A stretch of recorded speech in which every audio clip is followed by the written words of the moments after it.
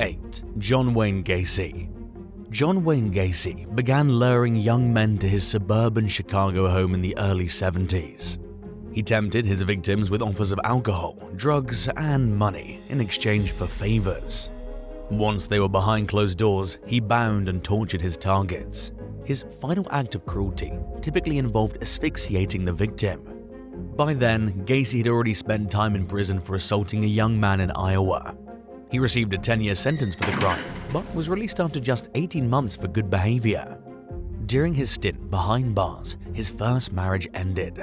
Upon his release, he relocated to his childhood home in Illinois. Shortly after, he proposed to a woman named Carol Hoff, and the two of them got married in July 1972.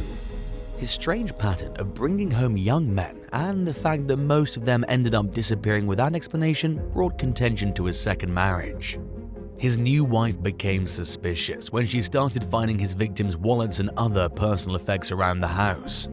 When she confronted him, he became angry and told her it was none of her business, and they divorced in 1976. In the decree, Gacy's infidelity with other women was listed as the reason for the separation. Throughout his life, Gacy would frequently visit children's hospitals as Pogo the Clown, a persona he'd devised. He once famously told investigators David Hackmeister and Mike Albrecht the clowns can get away with murder. His crimes continued, and he buried his victims' bodies beneath his house. He was finally caught after one of his victims, Robert Piest, disappeared in 1978. Robert's mother reported her son missing and told police that he never returned after going to speak with Gacy about a contracting job. Police obtained a warrant to search Gacy's home, and the bodies quickly started turning up. The remains of 29 men were found at the house, while 4 others were recovered from the nearby Des Plaines River. Gacy was convicted of 33 murders, although it's believed that he may be responsible for many more. He was consequently sentenced to death and was executed by lethal injection in 1994. 7. Vicki Jensen. Respiratory therapist Vernon Jensen met his future wife, a registered nurse named Vicki, at the hospital he worked at in Boise, Idaho during the 1990s. They began to see each other romantically, but Vernon didn't consider it to be a serious relationship, nor was he looking for one at the time. Vicki was possessive and jealous right off the bat, and it concerned him. When he landed a job 2 hours away, he saw it as an opportunity to graciously bow out of the relationship. But Vicki followed him, and the pair eventually got married at her insistence. Over the years, it became increasingly clear that she was extremely mentally unstable. In addition to becoming physically and mentally abusive toward Vernon, she flew into a rage when his child support payments for his kids from a previous marriage were increased. Without even trying to deny it, Vicki brought home some insulin with plans to fatally overdose Vernon's ex-wife.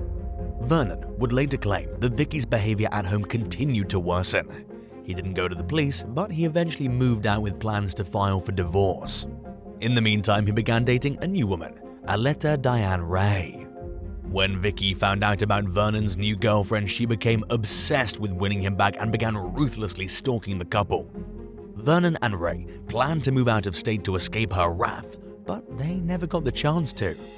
On September 9, 1999, Vicki and 2 accomplices went to the couple's apartment while Vernon was at work. Her co-conspirators held Ray down, while Vicki injected her with a lethal dose of insulin. She also injected Ray with methamphetamine and put the drug in the victim's purse in hopes of disguising her death as a drug overdose. Vicki was charged with first-degree murder following a months-long investigation. She pleaded guilty to the charge in order to avoid the death penalty and was sentenced to life in prison. Her accomplices, who happened to be her niece and the young woman's boyfriend, were sentenced to 12 years to life and 15 years to life for their involvement in the crime. 6. Keith Hunter Jasperson. While working as a truck driver during the early 90s, Keith Hunter Jasperson murdered at least 8 women across the United States, primarily targeting transients and prostitutes. Jasperson took his first victim, Tonja Bennett, near Portland, Oregon in 1990. After her strangled body was discovered, a woman falsely confessed to helping her boyfriend kill Bennett. Apparently upset that the media focuses attention on the wrong suspects, Jasperson began taunting the press and law enforcement. He started sending them letters containing a smiley face in the signature, earning him the nickname of the Happy Face Killer.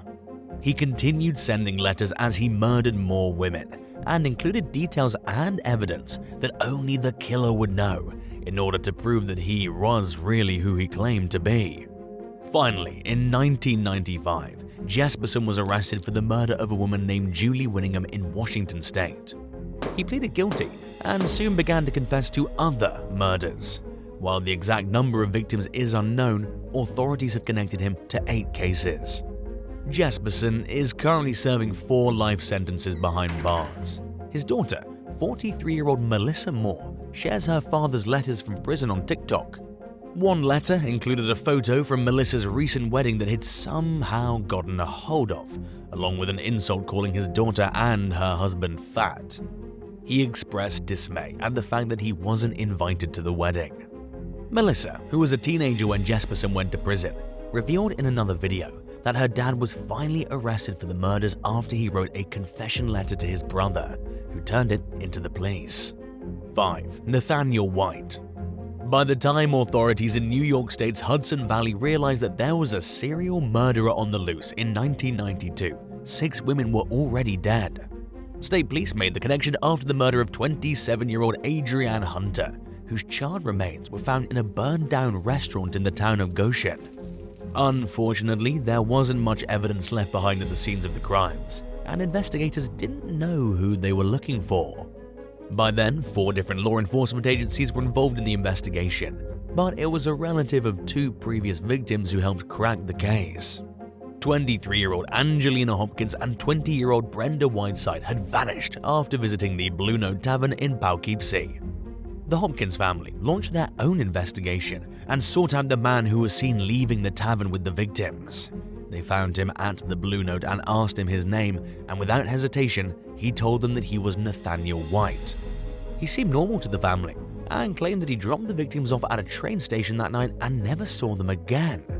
The family turned White's name over to law enforcement, and he was brought in for questioning. He soon confessed to killing Hopkins and Whiteside and revealed the locations of their bodies in an abandoned farmhouse. Both women died by blunt force trauma. White was eventually charged with 6 counts of second-degree murder. He pleaded not guilty by reason of insanity, but the jury convicted him of all charges. The judge sentenced him to serve 150 years in prison for his crimes. 4. Stephanie and Guinevere Hudnall. After marrying Bill Hudnall in 1991, Stephanie Hudnall had 2 kids and quit her job to be a stay-at-home mom. Bill made a good living, but he couldn't keep up with her spending habits, which were beyond the family's means. They moved into Bill's mother's house in Louisiana to relieve the financial strain, but Stephanie and his mother didn't get along, and they were eventually told to leave. The family moved between various states and eventually relocated to Florida. By then, it was clear that Bill was unhappy, but he was afraid that he'd lose access to the kids if he divorced Stephanie, so he stayed and continued trying to make her happy to no avail. He eventually began putting money away in a secret bank account and used it to buy a trailer for the family to live in, but Stephanie's spending remained out of control, and the pair eventually split up. Bill lived nearby, but his relationship with his estranged wife was tumultuous. The trailer went into foreclosure, and Stephanie started to boil over at Bill for not giving her the amount of money she felt she deserved. Knowing that he was expecting a $6,000 settlement, she decided it was time to remove him from the equation in hopes of cashing in on the payout. In 2011, Stephanie's 19-year-old daughter Guinevere hacked Bill to death with an axe while he slept in the apartment. Stephanie and Guinevere were both sentenced to 40 years in prison. At their trial, family members testified that the suspects had tried to murder Bill on at least 2 separate occasions. Speaking on the ID series Evil Lives Here, the couple's son Joshua summed up his thoughts about their mother in one simple statement: let her rot. 3. Sconly Kimball. Serial fraudster Sconly Kimball avoided prosecution for some of his crimes by working as an FBI informant in the early 2000s. But there was a limit to how much trouble he could avoid by snitching, and the feds were apparently unaware that Kimball's crimes extended far beyond being a con man and a thief. Between January 2003 and August 2004, Kimball murdered at least 4 people, including his own wife and the daughter of his third wife. During that time, he blamed other suspects for the murders, telling the FBI that one of his former cellmates was responsible. While looking into a check fraud case involving Kimball in 2006, investigators connected him to the murders. He ultimately confessed and even took credit for killing dozens of other people. While authorities haven't put the number that high, they believe that Kimball may be responsible for more murders than he's convicted of. It's also believed that he tried to kill his own son for life insurance money in a 2004 car accident. Kimball was sentenced to 70 years for the 4 murders he was convicted of. In 2017, he tried to escape from prison and was hit with new charges, including the attempted escape and solicitation for murder. He believes that he'll eventually be paroled, but if that does happen, it won't be until 2056, when he's 89 years old. 2. Richard Hamlin. In 2004, the wife of a prominent California attorney entered the local sheriff's office and said she was in a satanic cult and planned to murder her husband. She also admitted to abusing the couple's 4 children. By then, Richard and Susan Hamlin had been married for over 20 years, and Susan wasn't really planning to murder Richard or harm their kids, but her husband forced her to say that. In fact, he escorted her to the sheriff's office and sat with her while she unloaded the confession, which grew increasingly bizarre by the minute. When deputies spoke with Susan alone, she described years of psychological and physical torment at her husband's hands. He brainwashed her into believing that her father was the leader of a perverted satanic cult. Richard isolated Susan, eventually keeping her locked in the bedroom, and his verbal abuse gave way to routine beatings. He also convinced the children that their mother was demonically possessed and held her at gunpoint in front of them. On one occasion, he shot himself in the leg and blamed the alleged satanic cult. And when Richard made Susan give the false confession, she went along with it because jail sounded like a pleasant dream compared to the hell she'd endured. She saw it as her only way out. Susan tried to escape her marriage, but she had no money to support herself. And with her own children turned against her, she had little confidence that the community would believe her. But in the end, the full truth came out. Richard was convicted of torture and sentenced to life in prison, but continues to maintain that he was the real victim. He's gone up for parole twice, but was denied both times. With Richard behind bars, Susan and her kids have grown closer than ever. 1. Kimberly Cargill.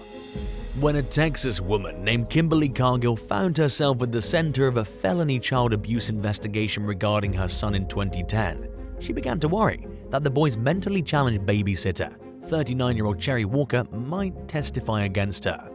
Her fear became realized when Walker was subpoenaed to testify in the case. Cargill strongly discouraged Walker from testifying and even offered to help her go into hiding to avoid going on the stand. As the trial approached, she asked Walker to come over for dinner and to clean her house for a large amount of money. Walker's caretaker urged her not to go, but she went anyway. The next day, her burned body was found on a roadside. Cargill admitted to being with Walker the night before, claiming that the girl had a seizure in her car. During her efforts to help, she opened the passenger side door and Walker tumbled out and hit her head on the pavement. She didn't have her cell phone with her, so Cargill drove Walker to the hospital, but decided not to take her in because, in her words, she knew how it would look. To cover up evidence, she lit the woman's body on fire. The medical examiner ruled Walker's death a homicide, and authorities charged Cargill with murder. She was found guilty and was subsequently sentenced to death. All her appeals have been rejected so far, and she remains on death row to this day.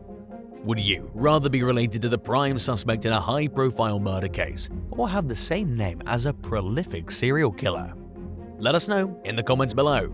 If you enjoyed today's video, be sure to subscribe to the channel. Thanks for watching, and we'll see you next time. Bye.